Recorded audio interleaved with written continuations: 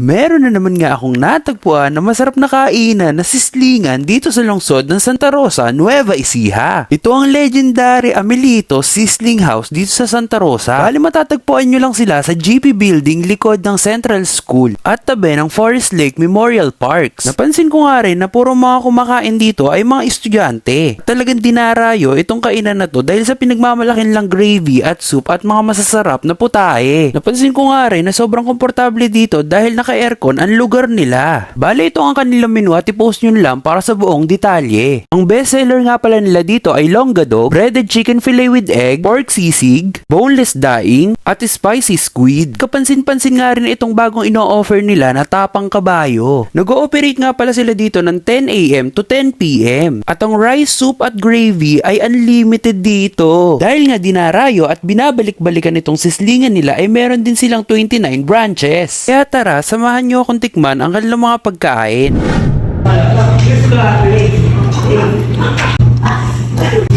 Wala natin lagyan ng toyo. Tingnan ko mas masarap pag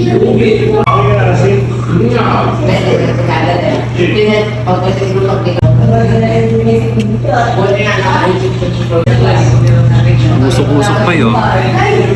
Bago nga matapos ang video na ito ay huwag mong kakalimutan mag-like at i-share itong video na ito. Yun lang, bye!